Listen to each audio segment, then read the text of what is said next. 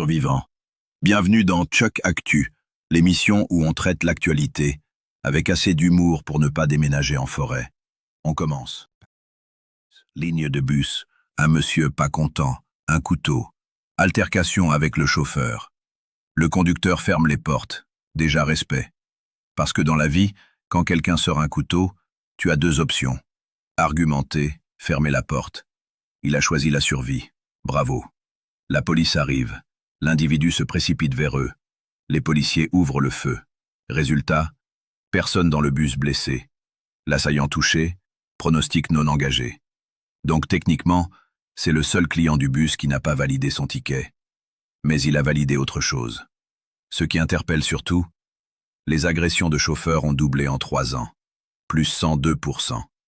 À ce rythme-là, les chauffeurs vont bientôt avoir plus de formation tactique que les passagers.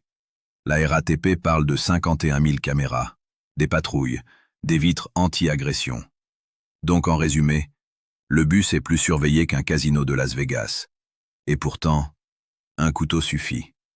Mais si vous pensiez que le couteau était réservé au transport, spoiler, non. Centre-ville d'Avignon, fin 15h30. Un square. Un jeune de 17 ans reçoit plusieurs coups de couteau, flanc, cuisse, abdomen. Urgence absolue. En plein après-midi, en centre-ville.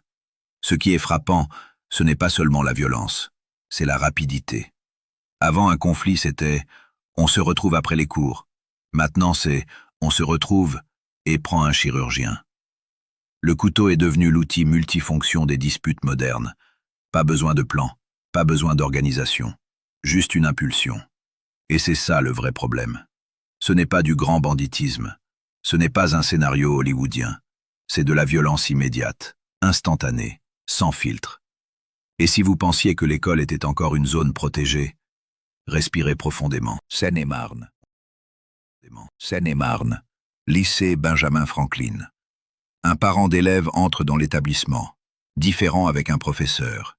Il frappe l'enseignant, puis menace de décapiter la proviseure, le CPE et le prof. Alors, on peut être en désaccord avec un bulletin scolaire, mais passer de « ma fille mérite 14 » à « je vais décapiter la direction », c'est une progression un peu rapide. L'individu est interpellé, placé en garde à vue. Et là encore, ce n'est pas l'histoire isolée qui choque, c'est le symbole. L'école, c'était le lieu du cadre, de l'autorité, de la transmission. Aujourd'hui, c'est parfois un lieu où l'adulte oublie qu'il est adulte.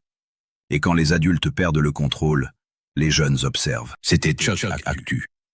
Choc Actu fait de l'humour, mais les faits sont réels. La violence ne devient pas normale parce qu'elle est répétée.